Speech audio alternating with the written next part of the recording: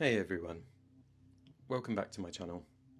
In this video I'm going to show you how I've painted the new special character for the Leagues of Votann called Buri Aegnirssen. I really struggle with saying that name, so hopefully that's right. So first of all, I just wanted to encourage you to sub-assemble your model before you paint it. So just leave off the trophy rack with the Tyranid warrior head and the little tail bit, because that'll make it much easier to get to the cape. So starting with a Chaos Black primer base coat, I've then with an airbrush gone over the entire model with a zenithal highlight of Vallejo Ash Grey. I've really covered most of the model as I'm using this as a sort of base coat for all the colours that we're going to work with. Once that's dried, I've then used calabash green to go over all the armour plates. Make sure you do little bursts with this, otherwise the paint will pool because it's quite a thin paint. So take your time, do little bursts. Then once that's done, I use the Rattling Grime contrast paint. I reduce it down with a little bit of thinner, and then I just underneath the model or underneath the armour plates, I spray in some shadows using that.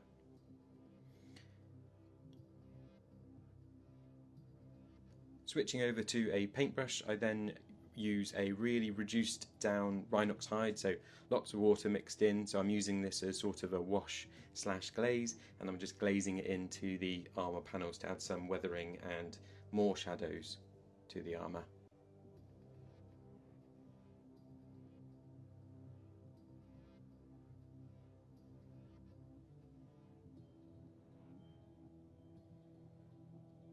The next step is to use the base coat colour for the armour, so calabash green, and then I've mixed in some Ubshapti bone just to start adding some edge highlights and scratches. So I do one level of highlights first with a 50-50 mix, and then I mix in a bit more Ubshapti bone to do the final highlights of the armour and final chips. So just following the edges and adding little scratches here and there.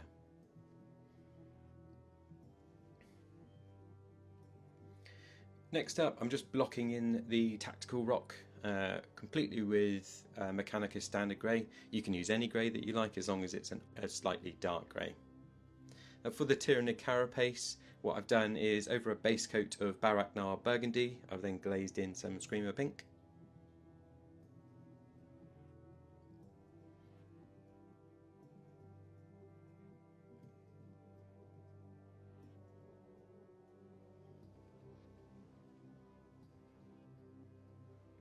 Then once that's fully dried, I have then applied Nuln oil by Games Workshop all over the carapace, trying to get it to settle into the recesses so it adds a bit more depth and variation to the carapace.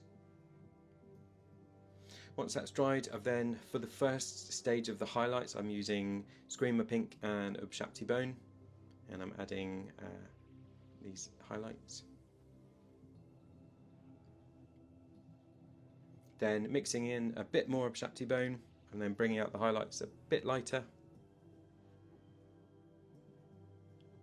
Just adding little scratches following the natural shapes of the carapace.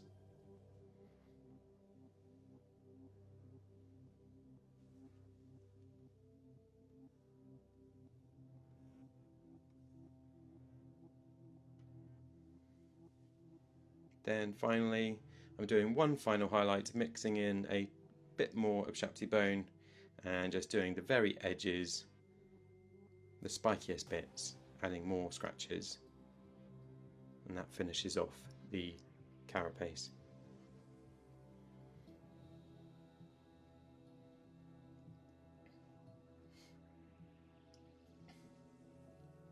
For all of the silver bits, I've tried something new. I've used Canoptek alloy, then I've done a wash of Agrax Earthshade over that, and then finally I've highlighted that with Vallejo steel.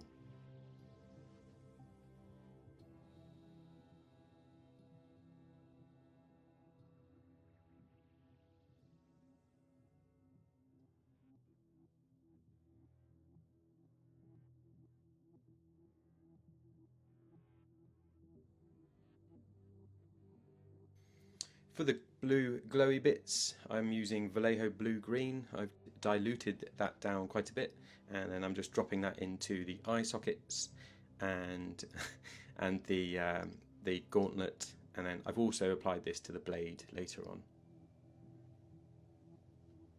Just take your time on this bit, and like I said, make sure it's diluted. That will help the paint flow into these little runic inscriptions on his gauntlet.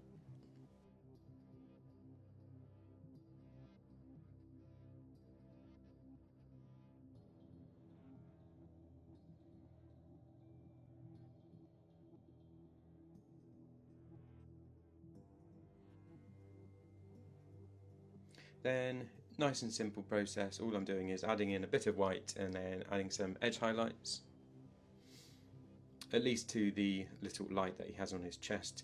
And then I've also added this into parts of the glowy bits on his head and his eye, but not all of it. So keep some of the original blue-green visible. And then finally, just a little dot of white.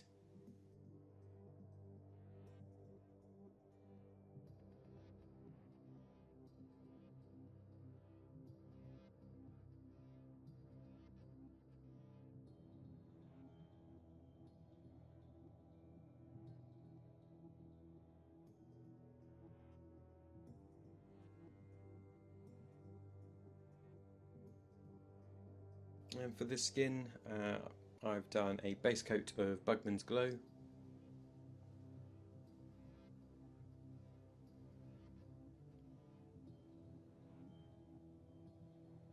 Followed by a highlight of Kislev Flesh.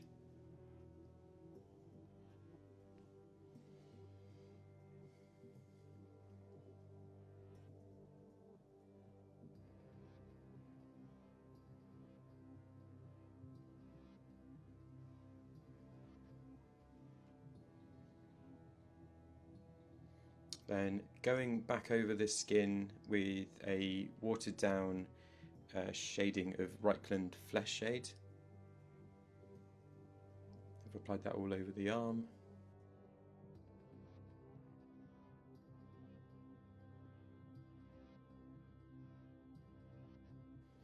And then finally, I'm glazing over that with Kislev Flesh again, just to bring the colour back into the skin tone.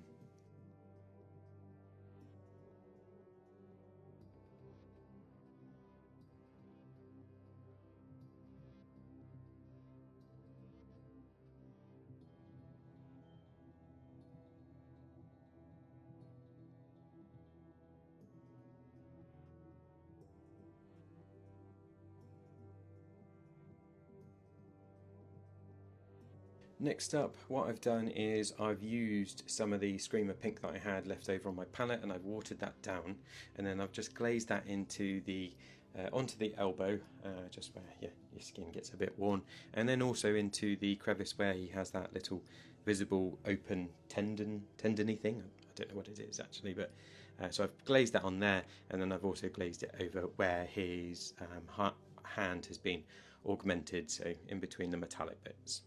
This just makes it look a bit more sore, but nice, easy little thing to do to add a bit more personality to the arm.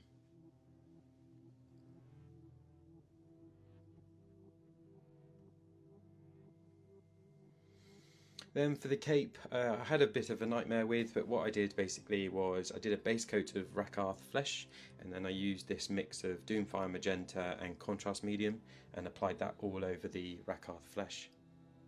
Then to keep it simple, I then have highlighted that with Screaming Skull. Take your time with this, keep the paint nice and watered down, and then just glaze it over.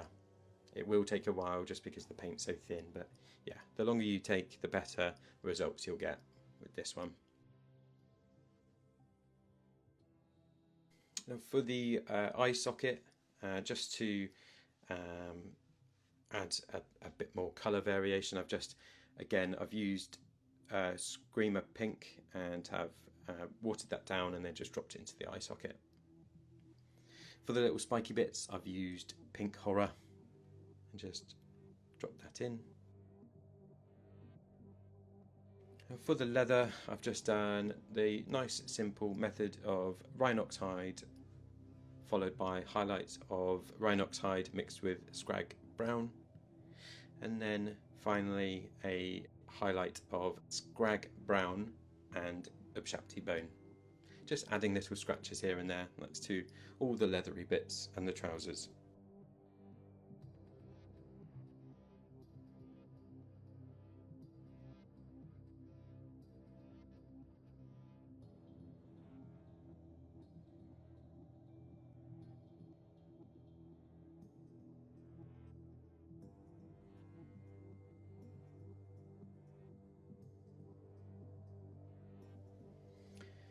For all the black claws, boots, cables and the rock, what I've done is I've just mixed in some white to the Mechanicus Standard Grey, and I'm just applying little scratches all over those bits and edge highlights, and then I'm just building up the colour. So I think I did about 2 layers of highlight, so one slightly lighter grey and then one much lighter grey.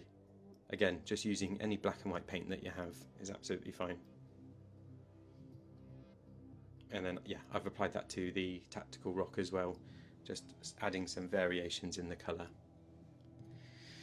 Now for the blade, I really tried to replicate the purplish metallic look that the Games Workshop have done on the box art, but I really struggled with it and I didn't like how it came out, so I just went with the same method I did when painting my Custodi Guardian. So it's nice and straightforward, just Vallejo blue green and then mixing in white, adding highlights and the lightning effect, and building up to just white for the final highlight. And with that all done and the model based, this is the end result.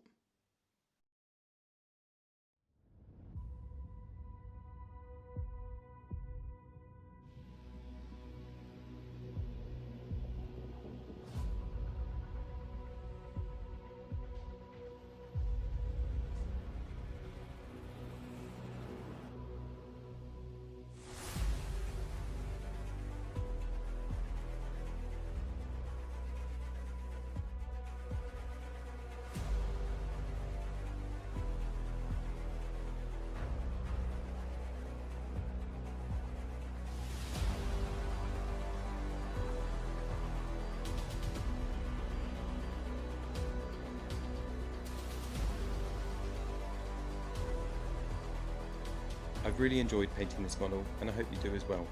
If you've enjoyed this tutorial, then please subscribe to my YouTube channel.